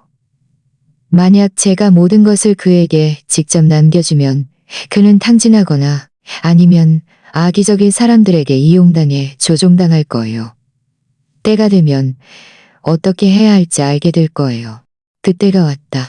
법무사 사무실에서 임대철 법무사가 자신의 연기를 시작했다. 수아 여사님, 이 서류들은 아주머니의 모든 재산관리 권한을 아주머니, 며느리에게 완전히 이전할 것입니다. 그녀가 아주머니의 권익을 잘 돌봐줄 거예요. 내 모든 재산. 나는 모르는 척 물었다. 모든 등록된 재산이요. 맞습니다. 혜미가 웃었다. 그녀는 말 속의 세부 사항을 놓쳤다. 등록되지 않은 신탁 속의 자산은 여전히 내 것이었다. 여기에 서명하세요. 임 법무사가 서류를 가리켰다. 나는 펜을 들었다. 내 손은 매우 심하게 떨리는 척했다. 하지만 저는 모르겠어요. 구경은 늘 제대로 보지 않은 것은 함부로 서명하면 안 된다고 말했어요. 엄마, 지민이 끼어들었다. 이건 엄마를 위한 거예요. 나는 그의 눈을 보았다. 나는 오직 적나라한 탐욕만을 보았다. 지민이도 제가 서명해야 한다고 생각하니? 네, 이게 최선이에요. 그럼 네 아버지 집은? 대전에 있는 그 집 말이야. 혜미와 지민이 빠르게 시선을 교환했다. 대전이라니 무슨 집이요, 엄마? 지민은 모르는 척했다. 구경이 돌아가시기 전에 산 그 집 말이야. 그가 너에게 줄 거라고 했지만 잠시 내게 맡겨두겠다고 했어. 이것은 물론 거짓말이었다. 하지만 나는 그들의 탐욕이 어디까지 갈 수 있는지 보고 싶었다. 다른 부동산이요? 혜미는 거의 벌떡 일어날 뻔했다. 지민, 너 이 사실 알고 있었어? 아니요. 저도 잘 모르겠어요. 엄마가 가끔 헛소리를 하세요. 나는 헛소리하지 않았어. 나는 가방에서 문제가 준비해준 종이 한 장을 꺼냈다. 봐, 여기. 그것은 가짜였지만 완벽하게 만들어졌다. 혜미가 그것을 낚아챘다. 이게 최소 1억억 원짜리잖아? 왜 전에는 말 안 했어? 잊었어. 나는 어깨를 으쓱하며 말했다. 내가 요즘 기억력이 점점 나빠지고 있잖아. 그래서 내가 모든 것을 너희에게 서명해 주어야 하는 거지. 그렇지? 네, 빨리 서명하세요. 임 법무사가 서류를 내 앞으로 밀었다. 하지만 바로 그때 강진희 검사님이 4명의 수사관과 함께 들어왔다. 아무도 서명하지 마세요. 이 법무사 사무실은 조사를 받고 있습니다. 혜미의 얼굴이 핏기 없이 변했다. 이게 무슨 뜻이죠? 뜻은 김혜미 씨, 당신은 사기, 문서 위조, 그리고 공모죄로 체포됩니다. 이건 터무니없어요. 저는 변호사예요. 제 변호사와 통화할 권리를 요구합니다. 경찰서에 가서 천천히 이야기하세요. 강진희 검사님이 지민에게 몸을 돌렸다. 박지민 씨, 당신도 체포됩니다. 저는 제 아내의 피해자예요. 강진희 검사님이 비웃었다. 피해자라고요? 우리는 당신과 당신의 이모 아리가 이 모든 사기 계획을 전화로 논의하는 녹음 파일을 가지고 있어요. 전화 통화, 영상. 우리는 모든 것을 가지고 있어요. 지민은 나를 바라봤다. 그의 눈에서 나는 그가 마침내 모든 것을 깨달은 순간을 보았다. 엄마였어. 더 이상 연기하지 마. 아들, 나는 건설 회사 돈에 대해 알고 있어. 너와 아리의 약속도 알고 있어. 네가 나를 가두려고 계획한 것도 알고 있어. 아니야. 그게 아니야. 혜미가 나를 강요한 거야. 강요했다고? 혜미가 폭발했다. 모든 게 다 네가 계획한 거잖아. 네가 나한테 네 엄마가 수백억 원의 재산을 숨기고 있다고 말했잖아. 닥쳐. 난 같이 죽을 거야. 경찰관님들, 박지민이 건설 회사에서 2천만 원을 횡령했어요. 증거가 있어요. 그들은 두 마리 쥐처럼 서로를 비난하기 시작했다.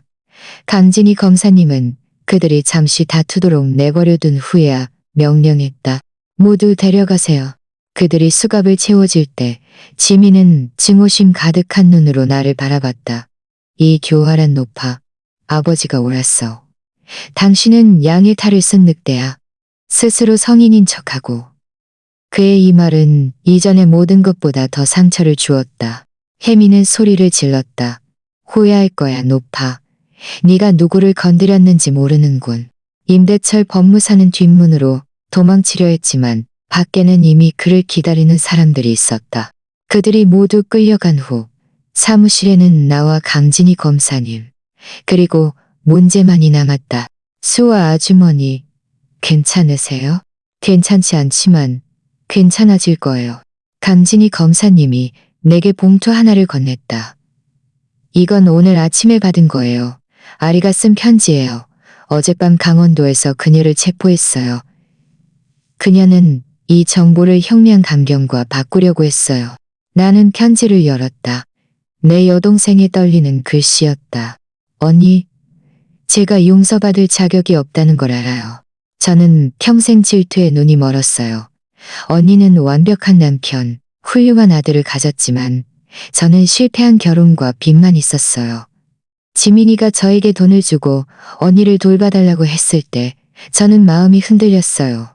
언니가 저를 용서할 수 있다면 용서해 주세요. 하지만 지민에게는 더 많은 비밀이 있다는 것을 알아야 해요. 아정이라는 여자를 찾아보세요. 구경 씨. 레연요? 구경이? 문제가 내 얼굴을 보았다. 아주머니 생각하는 그런 거 아니에요. 아정 씨는 스위스의 은행가예요. 최고경 씨는 그를 신탁의 집행인으로만 고용했어요. 업무 관계였지. 사적인 관계가 아니었어요. 하지만 상처는 이미 입혀졌다. 아리는 의심의 씨앗을 뿌렸다. 그녀가 나에게 준 마지막 선물이었다. 이제 어떻게 해야 하죠? 내가 물었다. 강진희 검사님이 분명하게 말했다. 혜미는 중범죄로 최소 10년형을 선고받을 거예요. 지민은 횡령과 공모로 대략 5년형을 선고받을 거고요. 아리는 공범으로 2년형을 선고받을 거예요. 그럼 집은요? 아주머니 거예요. 늘 아주머니 것이었어요. 강요에 의해 서명한 서류들은 법적으로 모두 무효예요. 스위스 돈은요? 그것도 아주머니 거예요. 문재 씨가 후속 절차를 도와줄 거예요. 나는 정오의 법무사 사무실을 나섰다. 11월의 햇살은 따뜻했고 노원의 거리는 평소와 다름없이 보였다. 하지만 모든 것이 달라졌다. 골목 어귀에서 내 단짝 춘자 아주머니가 기다리고 있었다. 수아, 다 들었어. 온 시장이 다 난리 났어. 사람들이 뭐라고 해요? 사람들이 말하기에 네가 그 배은망덕한 놈들을 아주 호되게 혼내줬다고. 나는 씁쓸하게 웃었다. 이것은 승리처럼 느껴지지 않았다. 가족 간의 전쟁에는 결코 승자가 있을 수 없었다. 하지만 이것은 필수적인 일이었다. 가요. 우리 커피 한 잔 마시러 가요. 우리가 걷고 있는데 내 휴대폰이 울렸다. 모르는 번호에서 온 문자 메시지였다. 이수아 여사님. 저는 취리의 정윤정입니다. 최고경 씨께서 때가 되면 아주머니께 연락드리라고 부탁하셨습니다. 그 때가 온 것 같습니다. 그 유산에 관해서는 문재 씨도 모르는 한 가지 더 알아야 할 것이 있습니다. 아주머니 남편분은 돈만을 남긴 것이 아닙니다. 아주머니가 들어야 할 진실을 남겼습니다. 다음 주에 한국에 갈 예정이니 만나 뵙기를 희망합니다. 나는 휴대폰을 챙겼다. 구경은 하늘에서도 나에게 계속 놀라움을 안겨주고 있었다. 그날 밤은 지난 몇 년 동안 처음으로 혼자 집에서 잠든 밤이었다. 혜미의 가짜 걱정도 지민을 회피하는 시선도 없었다. 오직 나와 이 집, 그리고 과거의 유령들만 있었다. 하지만 동시에 내 마음은 평화로웠다. 구경이 모든 것을 예상했다는 것을 알았기 때문이었다. 그는 심지어 우리 친아들로부터 나를 보호했다. 이 숨겨진 유산은 돈만이 아니었다. 우리 각자의 진정한 모습에 대한 진실이었다. 그리고 이 진실은 고통스러웠지만 나를 자유롭게 했다. 4개월 후 3월 15일 마지막 선고일. 법원 방청석은 가득 차 있었다. 시장 상인들 절반이 이 큰 연극의 결말을 보러 온 것이다. 혜미가 깔봤던 그 상인들, 이웃들이 모두 와 있었다. 지민은 수갑을 차고 들어왔다. 겨우 4개월 만에 그는 10년은 더 늙어 보였다. 혜미는 구속되어 있었고 매우 초췌해 보였다. 아리는 처음부터 끝까지 고개를 들지 못했다. 엄격하기로 유명한 김 판사님이 말했다. 사건 번호 2024년 제247호. 검찰은 피고인 박지민, 김혜미 이아리에 대해 사기, 문서 위조, 대인 및 공모 혐의로 소송을 제기했습니다. 상고 전에 그녀가 말을 이었다. 피해자 이수와 여사께서 법정 진술을 요청했습니다. 나는 일어섰다. 나는 이 말을 7개월 동안 준비했다. 판사님, 저는 40년 동안 가정을 꾸렸습니다. 저는 사랑을 믿었고 충성을 믿었고 피는 물보다 진하다는 것을 믿었습니다. 제가 틀렸습니다. 하지만 제가 틀린 것은 믿음이 아니라 너무 늦게 진실을 깨달았다는 것입니다. 나는 지민에게 몸을 돌렸다. 아들, 네가 나를 배신했더라도 너는 여전히 내가 낳은 아이야. 나는 너를 교육하는 데 실패했어. 나는 너에게 모든 것을 주었지만 한계를 가르치는 것을 잊었어. 네 아버지가 돌아가셨지만 나는 늘 너를 보호했어. 그는 내 유일한 아들이라고 늘 말했지. 그리고 나의 넘치는 사랑이 너를 썩게 만들었어. 혜미, 나는 그녀에게 몸을 돌렸다. 너는 거짓말을 가지고 내 집에 들어왔지만 나는 너에게 문을 열어주었어. 나는 그 경고, 신호들을 보았어. 돈에 대한 너의 집착, 평범한 것들에 대한 너의 경멸, 너의 냉정함. 하지만 나는 그때 그저 네가 내 아들을 사랑한다고 생각했어. 아리, 내 동생. 우리는 함께 자랐어. 우리는 인형, 비밀, 첫사랑을 공유했지. 너의 질투는 언제 사랑보다 더 강해졌니? 아리는 흐느껴 울었다. 하지만 저는 오늘 여기에 서서 판사님께 그들에게 더 무거운 형량을 요구하는 것이 아닙니다.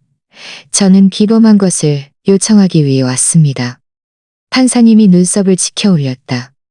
저는 그들이 가장 무거운 형량을 받는 것을 원하지 않습니다. 제가 원하는 것은 회복입니다.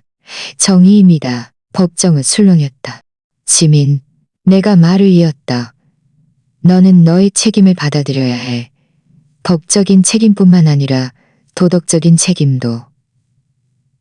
너에게는 딸이 있어. 그는 아직 진정한 아빠를 알지 못해. 그 아빠가 되어줘. 비록 감옥에 있더라도 아빠가 되어줘. 혜미, 너는 너의 똑똑함을 잘못된 곳에 사용했어. 저는 판사님께 그들이 형기를 마친 후 사회봉사를 하도록 명령해 주시기를 요청합니다. 사기를 당한 노인들에게 무료 법료에게 무료 법니다. 하지만 나는 네가 요양원에서 일하기를 바라.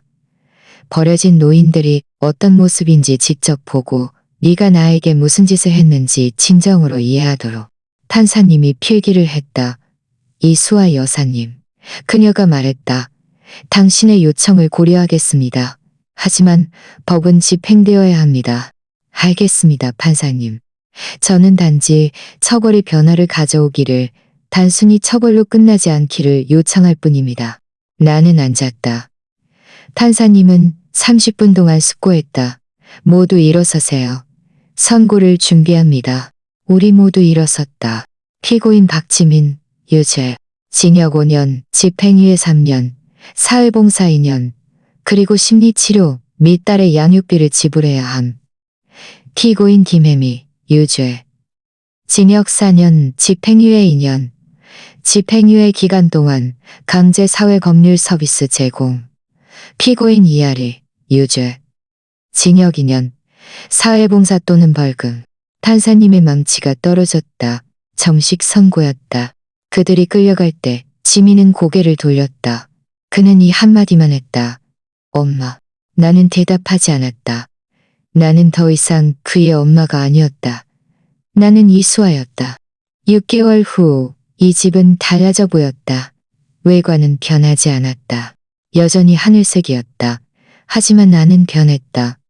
새로운 생명이 깃들었다. 나는 1층을 지역사회 활동센터로 개조했다. 엄마들의 뜨개질 교실, 아이들의 방과 후 학습, 그리고 수요일에 무료 법률 상담을 열었다. 정말 아이러니하게도 지민의 방은 이제 설아의 방이었다. 그녀는 매주 주말에 왔다. 아정과 나는 아주 가까워졌다. 우리는 모두 같은 잘못된 사람을 사랑했었다. 이 고통이 우리를 긴밀하게 연결시켜 주었다. 할머니, 설아는 망고나무에 물을 주면서 물었다. 아빠는 왜 특별한 학교에 갔어요? 나는 그에게 아빠가 더 좋은 사람이 되는 법을 배우고 있다고 말해 주었다. 아이들은 우리가 생각하는 것보다 훨씬 더 많은 것을 알고 있었다. 문제는 자주 왔다. 그는 지민이 결코 연기하지 못했던 아들의 역할을 맡게 되었다. 그는 내 회계장부를 관리해주고 나를 은행에 데려가주고 나를 웃게 해주었다. 수아 아주머니 손님이 왔어요. 어느 날 그가 내게 말했다. 햄이었다. 그녀는 모범적인 행동으로 일찍 출소했다. 그녀는 파일차를 들고 있었다. 이수아 여사님, 그녀는 차갑게 말했다. 저는 용서를 구하러 온 것이 아닙니다. 저는 그럴 자격이 없어요. 저는 돌려드리러 왔어요. 그녀는 파일차를 열었다. 그 안에는 주택 권리증이 들어있었다. 저희 집에도 아직 부동산이 몇 채 있어요. 제가 그 모든 것을 팔 생각이에요. 대략 1억 원 정도 될 거예요. 이게 제가 아주머니에게서 훔치려고 했던 돈과 거의 같아요. 저는 이제 원금과 이자를 돌려드릴 거예요. 나는 너의 돈을 원하지 않아, 혜미. 이건 너에게 주는 게 아니야. 이건 네가 설립한 그 재단에 주는 거야. 더 많은 노인들이 네가 겪었던 고통을 다시 겪지 않도록 하기 위해서 최고경시 기념재단이야. 내가 스위스 돈으로 설립했지. 그리고 혜미가 말을 이었다. 저는 직계 존속 사기죄에 대한 형량을 강화하는 법안을 추진하고 있어요. 이 법안은 이수아 법안이라고 불릴 거예요. 이것은 지난 몇 년 동안 처음으로 그녀의 눈에서 진정성을 본 순간이었다. 혜미, 왜?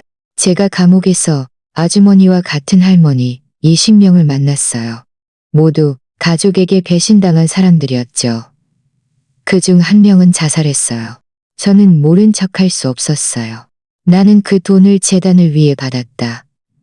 혜미는 떠났고 우리는 다시는 만나지 못했다. 하지만 나는 그녀가 말한 대로 했다는 것을 알았다.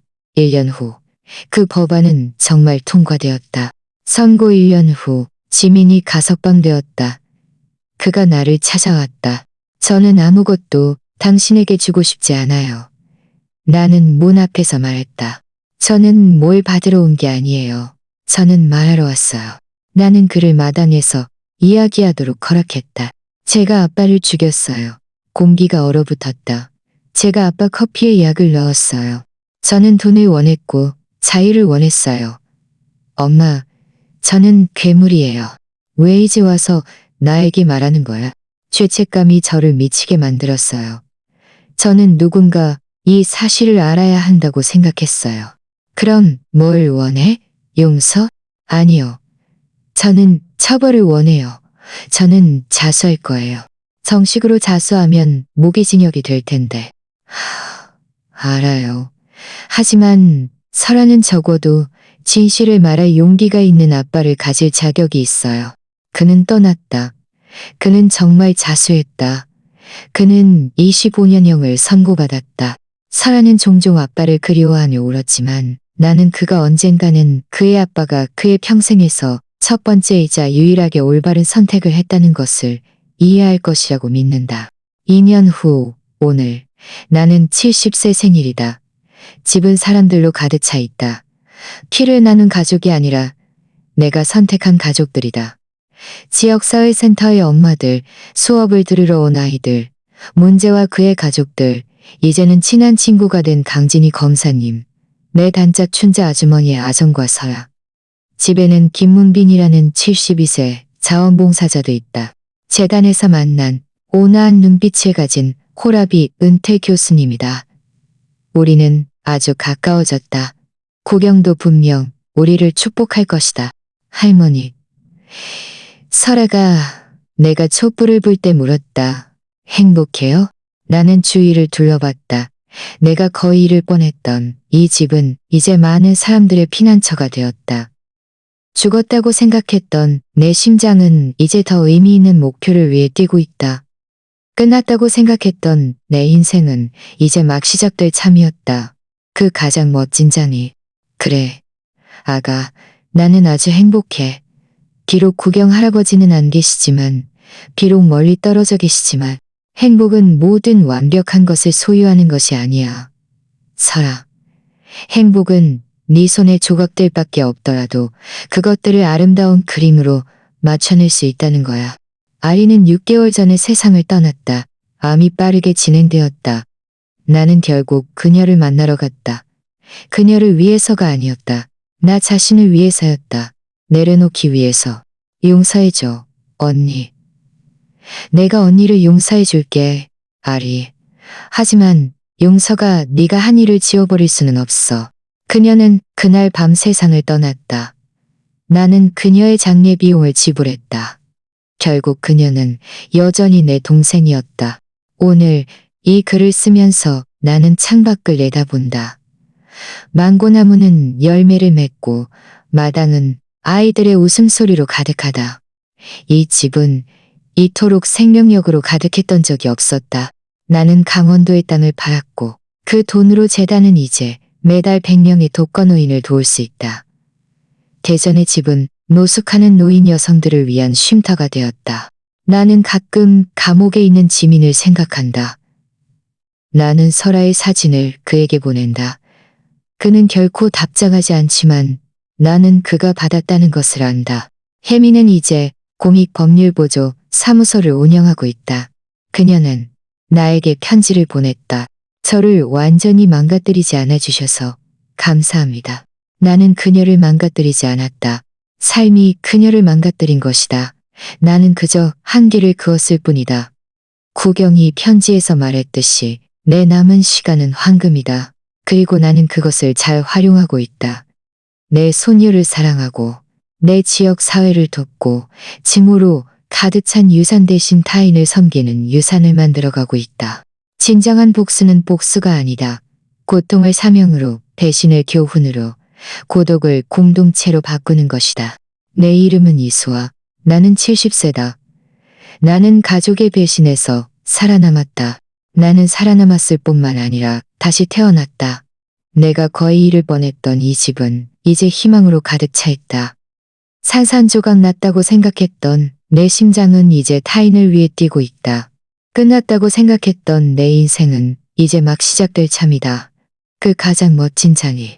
결국 최고의 복수는 당신을 파괴한 사람들을 파괴하는 것이 아니라 당신의 상처로 더 아름다운 것을 만들어내는 것이다. 너무나 아름다워서 당신의 적들조차도 경외심을 가질 만한 것을. 그리고 그날 밤 낡은 외투를 입고 도망쳤던 그 노파는 이제 매일 고개를 들고 당당하게 살아간다. 왜냐하면 나는 이수아이고 이수아는 항복하지 않을 것이기 때문이다. 이수아는 다시 태어났다. 만약 이 이야기가 당신의 마음을 움직였다면, 만약 당신 주변에 이 이야기를 들어야 할 사람이 있다면 아래에 댓글을 남겨주세요. 어디서 시청하는지 알려주세요.